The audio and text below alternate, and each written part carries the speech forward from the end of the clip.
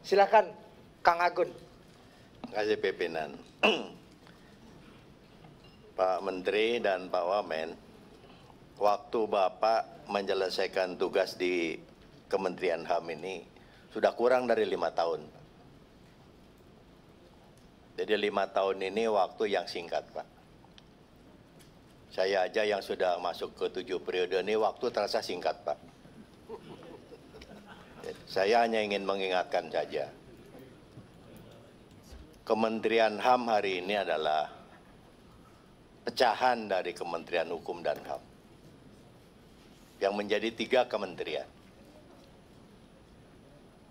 Saya hanya ingin mengingatkan, jangan sampai waktu yang 5 tahun ini, Pak, habis waktunya hanya ngurus hal-hal yang non tupoksinya, Pak.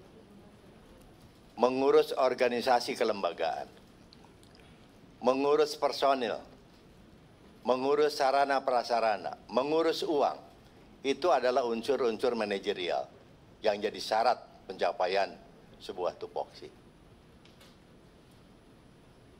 Miskin struktur, kaya fungsi. Fakta hari ini, Pak, kementerian kita ini sudah kita terimakan dah sudah. Namun dalam langkah berikutnya kami berharap jangan lalu menambah beban-beban negara. Bapak sibuk ngurusi organisasi, Bapak sibuk ngurusi orang, akhirnya tupoksinya tidak terbengkalai, tidak tercapai. Karena semua orang sibuk ngurus organisasi, Pak. Nah, saya ingin memberikan saran agar kiranya organ personil yang ada di sekitar Bapak. Saya mengenal Ibu Ayu, Pak. Saya mengenal Pak Dahana, Pak.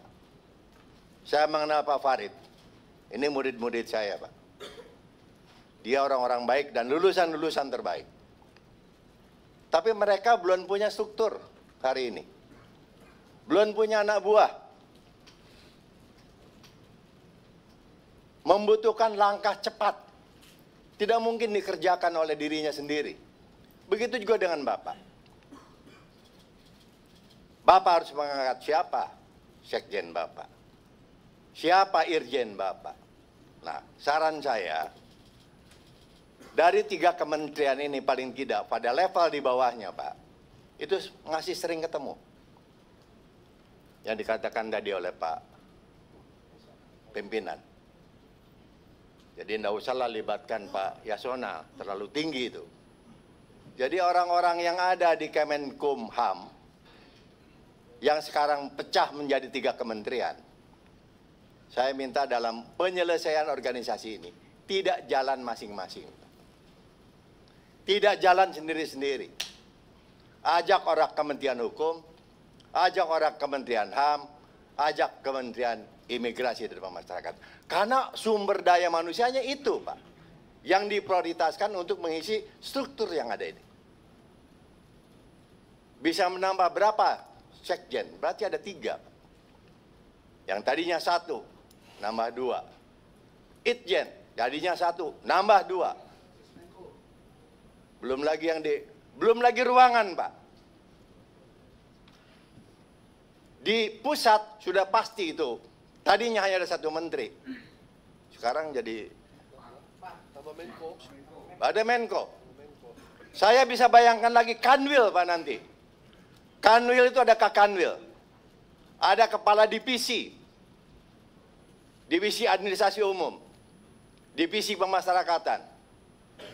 Divisi pelayanan hukum dan sebagainya. Itu kalau dibelah, mana yang mana HAM, mana yang hukum, mana yang imigrasi dan pemasyarakatan. Nah, di situ saja sudah butuh ruangan. Saya sarankan untuk jumpa dulu, Pak, supaya berkantor itu tidak nunggu gedung, tidak nunggu 20 triliun bangun gedung. Kalau perlu bangunan yang ada di Kanwil provinsi itu, ya sudah, pakai pelanggannya aja dulu. Kanwil hukum, Kanwil HAM, Kanwil ini. Orangnya ambil, copot saja, Pak. Yang ada. Nah, sehingga dengan demikian, menurut hemat kami, jangan juga menambah struktur yang ada di bawahnya. Disamakan, tidak Pak. Organisasi itu diadakan di atas dasar beban kerja, job analysis. Tidak perlu Kanwil mengikuti provinsi kalau memang tidak ada kerjaannya. Seperti pemasyarakatan dengan imigrasi, jumlah Kanwilnya pasti berbeda. Karena lapas UPT-nya begitu besar, personilnya begitu banyak, imigrasi ada yang tidak ada pelayanan jasa keimigrasian. Karena memang di gunung. Mau ngurusin paspor siapa di gunung? Saya kira ini yang saya sarankan Pak. Manfaatkan tenaga pendamping Bapak yang ada ini, orang-orang baik Pak, untuk diberikan penugasan, berjumpa, bertemu dengan di Kementerian Imigrasi Pemasyarakatan, di Kementerian Hukum, supaya mereka tidak tarik-menarik orang Pak. Pasti rebutan. Pasti ada satu orang yang diminta kemari, ada yang diminta kemari, lebih baik dirembukan Pak. Demikian, Assalamualaikum warahmatullahi wabarakatuh. Terima kasih Kang Agun.